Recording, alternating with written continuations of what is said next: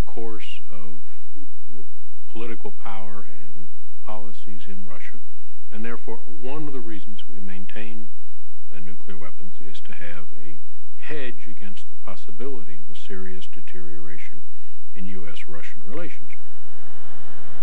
And this is the threat that men like Undersecretary Slocum feel they need to counter. It's Russia's newest intercontinental ballistic missile, the Topol-M, and it's moving here through the woods of Russia on full combat alert. So this green truck, that missile, can take out any target. Without even saying practically, every target on the globe. That's New York, Los Angeles, Boston, Chicago, in 30 minutes. Chicago, 30 минут и все. Быстрее. Sooner than that. But it appears we are under attack at this point. And so in both countries, rehearsals for nuclear war continue. President is on the line. President is discussing options as we speak. Men like General Horner practicing for the moment when they would have to inform the president that an attack was underway. I mean, can you say what you say? Mr. President, this is Commander-in-Chief, North American Air Defense Command. You've received information about an impending attack on the United States. Here is the situation as I see it. You try and bring reality out of this unreal series of events. Well, this was something that weighed reasonably heavily on you, didn't it, when you were in that job? I think probably the tougher job would be to be the commander of the strategic forces, the guy who would have to order the end of the world. Strap in. Arms up, chair locked. There can be no question in anybody's mind that when someone is selected for missile duty, Execute launch in 30 seconds. that young 24, 25-year-old lieutenant Okay, here we go. Ready, hands on keys. 10. would do what he or she was directed to do by the President of the United States. 5, 4, 3, 2, 1, mark. Release. I have ELC message transmitted. I agree. Missile away. When you would go through these exercises, how would it end? They would generally end what they call the nuclear laydown. Laydown. Yes. You would end the exercise by having a massive attack from the Russians or the Soviet Union, followed by a retaliation from the U.S. And then we'd all go home to our wives and families and have breakfast or in the exercise. And how did the United States come out in that exercise? We didn't worry about it. It was over with.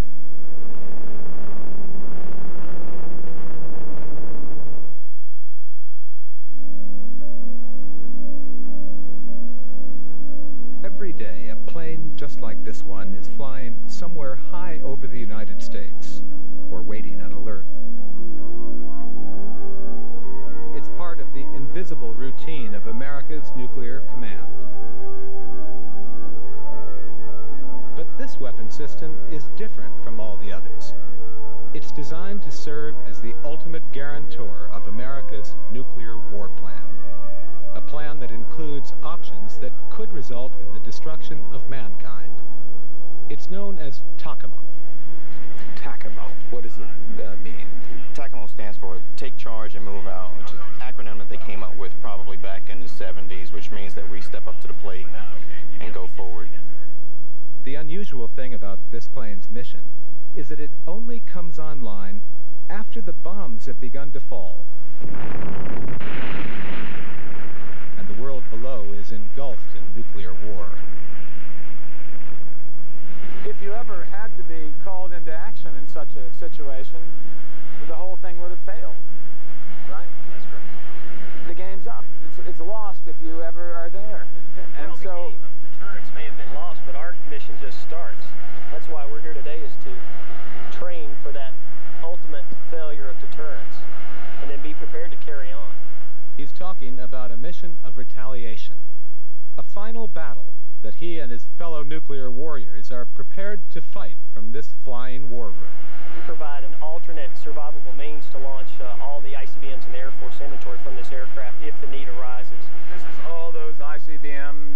the Peacekeepers, the Minutemen, you could launch them from here. That's correct. If in a degraded environment, if the ground crews could not launch them, then we could launch them from this aircraft. My primary duty is to advise the flag officer on board, whether it be a general or an admiral, of the nation's nuclear war plans. It's become a routine for these men, but the plan they're talking about is the blueprint America would use to wage nuclear war.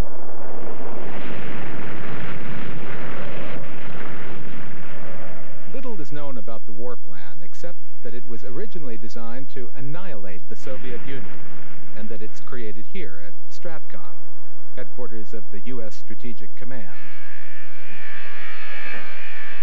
Down these hallways, behind those doors, teams of young men and women are busy preparing what amounts to death notices to America's enemies. They're the ones who pick the targets and tell the missileers where to strike. Essentially, we're talking about where the war plan is made is back here. Yes, sir, behind those walls.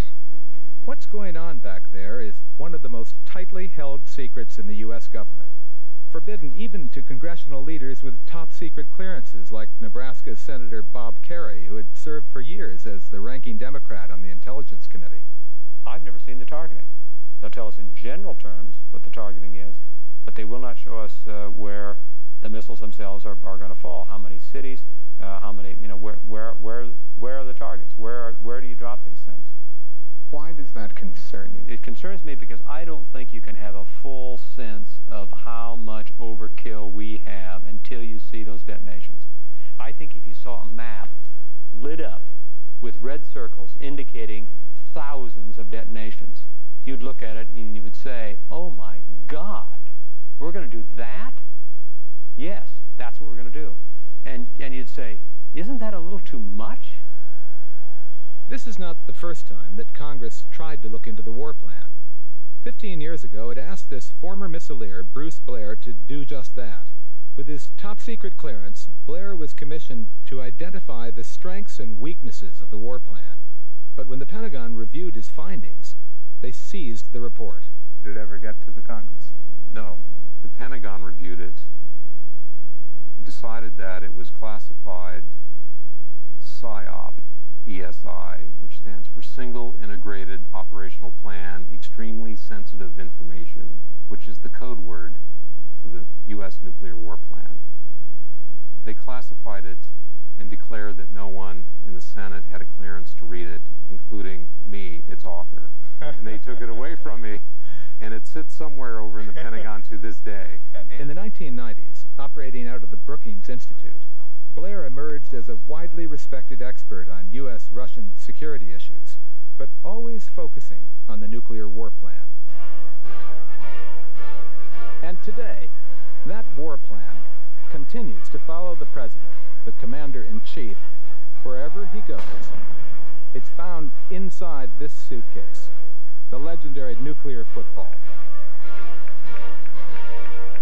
In the President's suitcase, are there actually many options that would call for massive retaliation?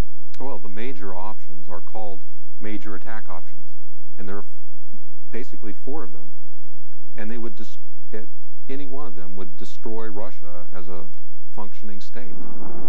In the spring of 2000, a group of senators began to worry about just that. They went to Blair with a question. Why does the Pentagon feel it needs to keep so many nuclear warheads on combat alert? The answer, Blair told them, can be found by understanding the war plan options that he believes are inside the President's suitcase.